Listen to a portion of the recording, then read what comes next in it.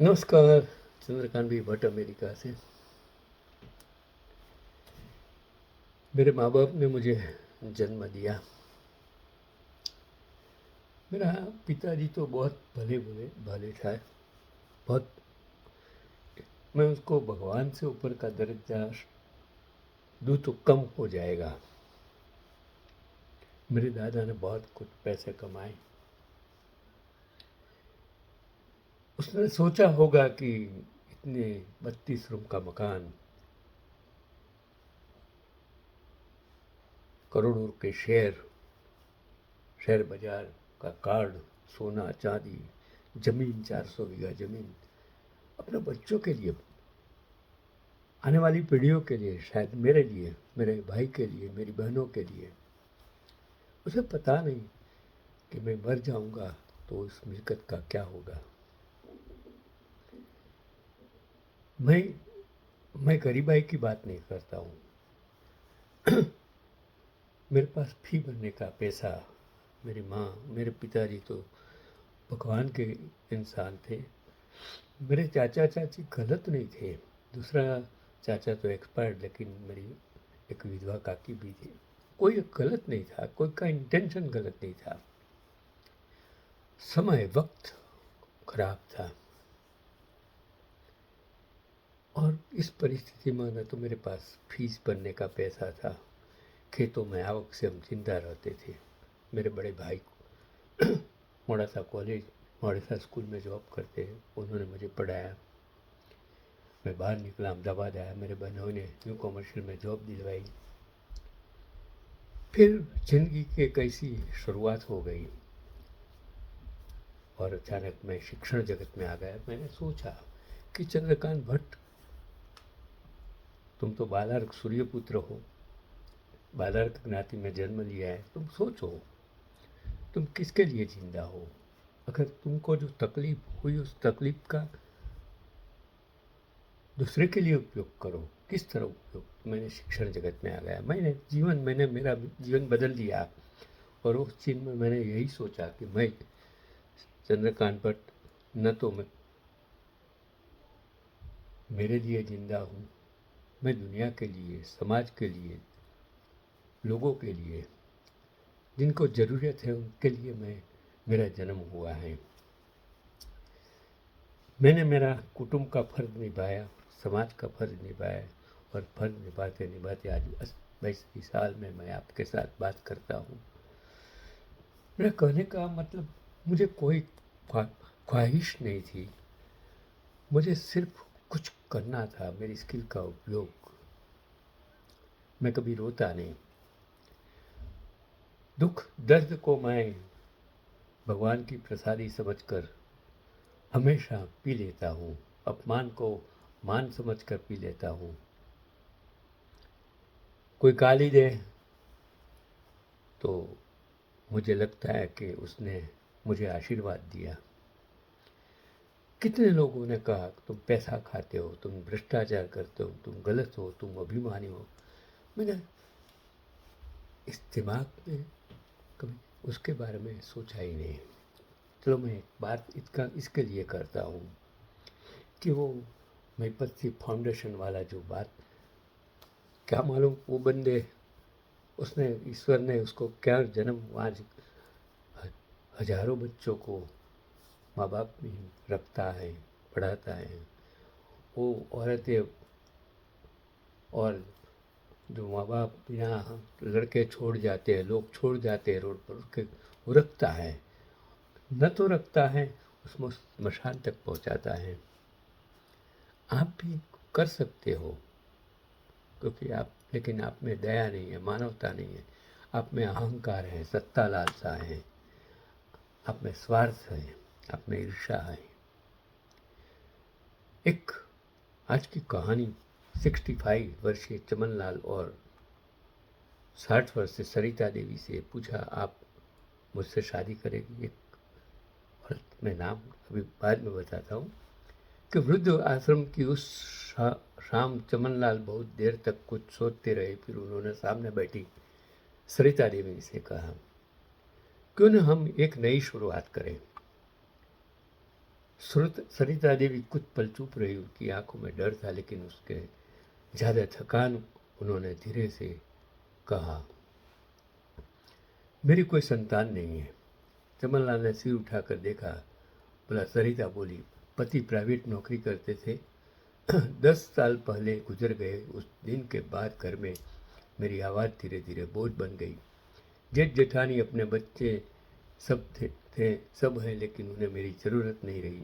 अपने बेटे को तुम्हारा बेटा है कह करके मेरा एक घर था, उसको भी उन्होंने अपने बेटे के नाम से करवा लिया और मुझे यहाँ छोड़ दिया। यही तो राक्षसी वृत्ति है, यही तो राक्षस है, यही गद्दार है, यही तो लोग अमीचंद हैं जो अपने स्वार्थ के लिए दूसरे को कितना परेशान कर देते हैं। तो चमनलाल बोले, मेरे पास घर है, पेंशन है, इलाज की सुविधाएं हैं, बस साथ नहीं है। पत्नी को गुजरे 3 साल हो गए। बेटा बहू विदेश में बस गए। अगर देश में भी होते हैं तो भी यही हाल। महिपत सिंह ने एक वीडियो बनाया, उसमें मैंने देखा माँ को मिलने की न तो बेटा आया न तो बेटी आई, और मरने के बाद भी उसको फ़ोन किया, कोई नहीं आया। यही तो जीवन है। आपको सीखना पड़ेगा इन पक्षियों को, प्राणियों को जो बड़े होने पर छोड़ देते हैं। लेकिन आप इंसान हो, आप ऐसा जानवर पक्षी जैसा व्यवहार नहीं कर सकते हैं। तो बेटा बहू विदेश में बस रहे, उसके पास समय नहीं मेरे लिए, और मेरे पास अब उम्र नहीं जीने के लिए। फिर बहुत धीमे स्वर में बोले कि मुझे मजबूरी में यहाँ रहना पड़ रहा है, वृद्धाश्रम में। अगर आप मेरा साथ दें तो हम इस वृद्धाश्रम से निकलकर अपने घर में रह सकते हैं। यही तो सोच इंसान की। वहाँ प्रेम की बात नहीं आती है। यहाँ एक दूसरे की मजबूरी और ज़रूरियात की बात आती है कि वृद्ध होते हैं तब उसे क्या ज़रूरत है। सरिता देवी की आंखों से आंसू गिर पड़े। वह बोली, लेकिन समाज, यही समाज की प्रॉब्लम्स हैं। इस उम्र में विवाह, क्या कहेगा लोग।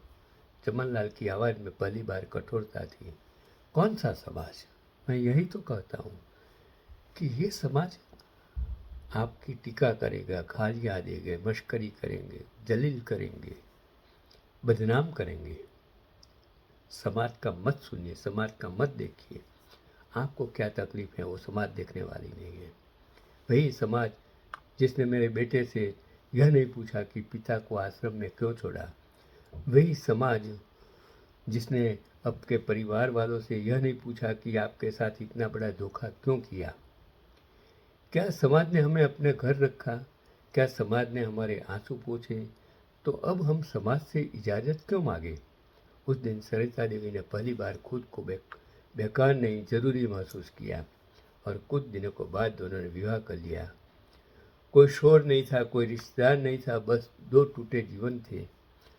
2 इंसानों की एक मजबूरी ने एक कर दिया, जो एक दूसरे के सहारे फिर से जुड़ रहे थे। लोगों ने कहा, बुढ़ापे में शादी।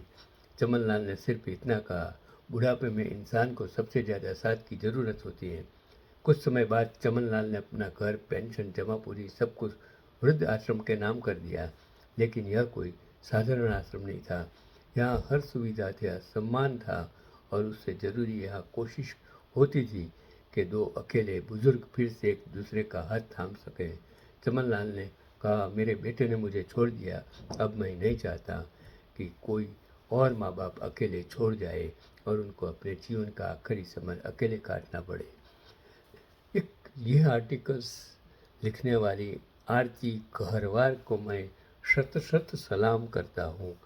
इसने समाज के लिए, लोगों के लिए, बूढ़े इंसानों के लिए, उनकी सोच के लिए उनसे गर्व से कहा कि तुम किसके लिए जियो, क्यों चिंता? अपने बच्चों जो आपकी परवाह नहीं करते हैं, उसकी परवाह आप क्यों करें? छोड़ दो। आपने जन्म दिया, आपने बड़ा करने का कर्तव्य किया, वो कर्तव्य का आपके बुढ़ापे में सहारा बनने का काम इनका था। आपने पक्षी की तरह छोड़ दो उसको। लेकिन आपको अगर जीना है तो आपको ही रास्ता चुनना पड़ेगा। मैंने भी यही रास्ता चुना कि मेरे जीवन का जो तजुर्बा है, मेरे जीवन में जो मैंने सीखा है, जो भी देख रहा हूँ, जो भी अपने आप को भी मैं व्यक्त कर रहा हूँ, वो आप तक पहुँचाने की मेरी एक कोशिश है। मर मर के मत जियो। मेरे पिताजी बहुत पढ़े लिखे नहीं थे, भगवान के आदमी, कुछ समाज का ज्ञान ही नहीं था। वो कहते हैं, बहुत कुछ कहते थे कि अगर